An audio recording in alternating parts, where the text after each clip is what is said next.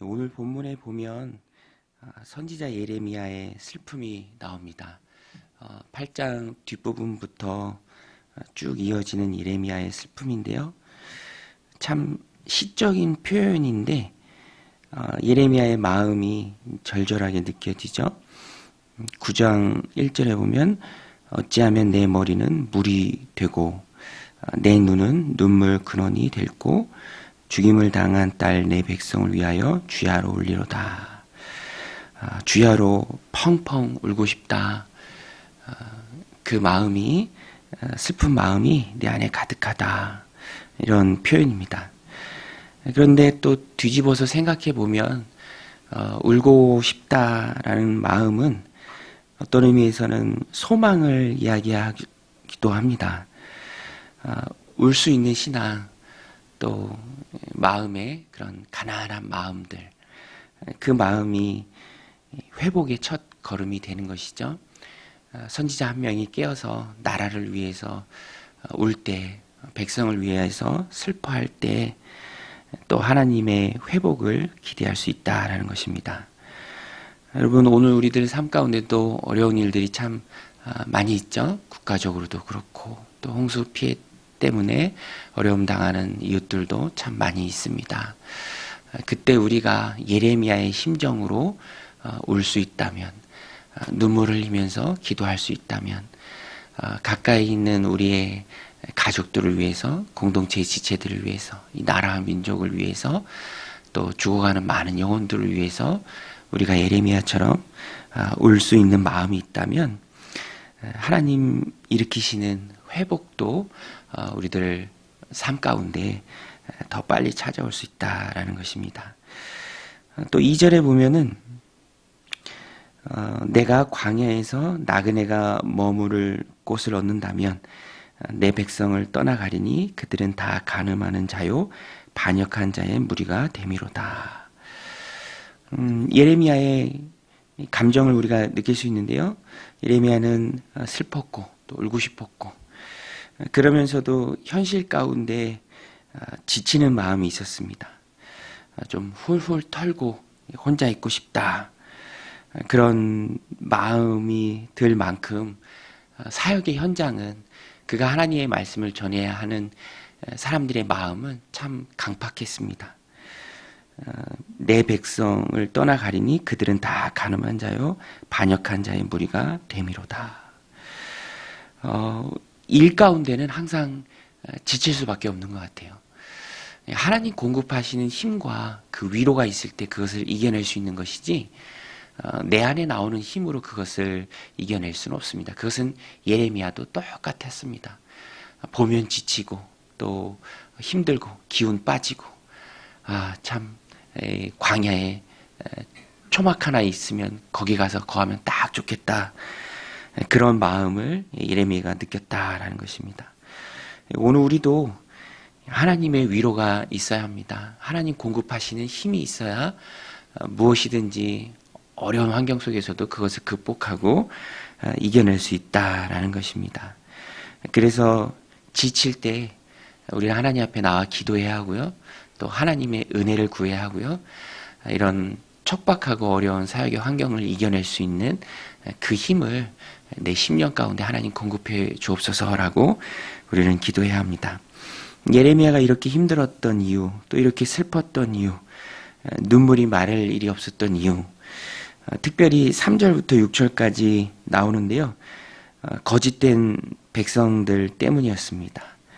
여기도 거짓, 여기도 진실함이 없고, 여기도 자신의 그런 욕심을 채우기 위해서 부당한 이익을 보기 위해서 속이고 속이는 일들이 가득했다라는 것입니다.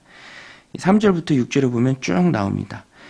3절에 여호와의 말씀이니라 그들이 활을 담긴 같이 그들의 혀를 놀려 거짓을 말하며 그들이 이 땅에서 강성하나 진실하지 아니하고 악에서 악으로 진행하며 또 나를 알지 못하느니라. 4절에도 너희는 각기 이웃을 조심하며 어떤 형제든지 믿지 말라. 형제마다 완전히 속이며 이웃마다 다니며 비방함이라. 그들은 각기 이웃을 속이며 진실을 말하지 아니하며 그들의 혀로 거짓말하기를 가르치며 악을 행하기에 지치거늘. 속이는 일들이 많이 있었습니다. 속이는 일은 어둠에 속한 일이죠. 그러나 하나님은 빛이십니다. 여호와 하나님은 빛이시죠. 우리는 빛의 자녀들입니다. 그런데 속이는 일은 어둠이기 때문에 내가 속이는 일에 발을 담그고 있다면 빛이 불편하게 느껴지는 거예요. 어둠이 편하게 느껴지는 것이죠. 어둠을 통해서 속이는 일들을 통해서 진실 없는 모습을 통해서 속여먹어 이익을 취하는 것들을 추구한다면 빛 대신 하나님이 불편할 수밖에 없다라는 것입니다. 우리는 빛의 자녀로서 빛이 편해야 합니다. 진실이 즐거워야 하고요. 그것이 마땅하고 당연하게 느껴져야 합니다. 우리는 빛 대신 하나님에 속한 자들이기 때문에 그렇습니다. 나는 빛이야. 빛 대신 하나님에 속한 빛의 자녀야 라고 말하면서 거짓에 속할 수는 없는 것이죠. 세상에 살아가면서 우리는 늘 깨어 있어야 합니다. 무엇이 어둠이고 무엇이 속이는 일이고 무엇이 하나님 반대편에 있는 일인지 우리가 잘 기억하고 있어야 합니다. 그래서 오늘 이 말씀 우리들 삶 가운데 적용할 때 너무 간단하죠. 빛 대신 하나님 앞에 속하는 것, 진실이 행하라. 거짓의 아비가 마귀죠. 거짓은 거짓일 뿐입니다. 그것을 통해서 옳지 않은 부당한 이익을 취하고자 하는 것밖에 되지 않습니다. 그래서 우리는 항상 거짓을 멀리해야 하고요. 속여 부당한 이득을 취하는 일들을 멀리해야 합니다. 어떻게 멀리할 수 있는가? 어떻게 진실이 행하는 삶을 살아갈 수 있는가? 오늘 말씀에 보면 3절하고 6절에서도 동일하게 나오는데요. 3절에서도 보면 뒷부분에 이렇게 나오죠. 그들이 이 땅에서 강성하나 진실하지 아니하고 악에서 악으로 진행하며 또 나를 알지 못하느니라. 나를 알지 못하느니라. 여호와 하나님을 알지 못하느니라. 구약 성경에서 안다라는 것은 항상 경험해서 안다라는 것을 말합니다. 지식적으로 아는 게 아니라, 들어서 아는 게 아니라, 읽고 아는 게 아니라 항상 체험하고 경험해서 하나님을 아는 것이죠. 우리가 진실한 삶을 살기 위해서도 항상 빛 대신 하나님을 매일의 삶에서 체험해야 합니다. 하나님 체험하기를 힘써야죠. 기도하며 내 삶을 다스리는 성령님의 놀라운 은혜와 역사가 내 삶 가운데 늘 있고 그것을 내가 체험하고 경험하는 삶이 되기를 항상 우리가 힘써야 하고요. 구해야 합니다. 6절에서도 나오는데요. 내가 사는 곳이 속이는 일 가운데 있도다. 그들은 속이는 일로 말미암아 나를 알기를 싫어하느니라. 여호와의 말씀이니라. 오늘 우리는 이 반대로 나아가야죠. 하나님 알기를 기뻐해야 합니다.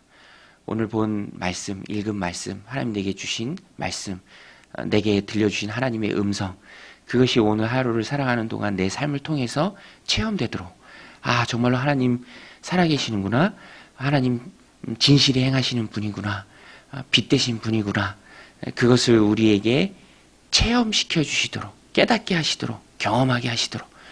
그래서 오늘 우리 드린 찬양처럼 신앙은 살아있는 간증의 축적이죠.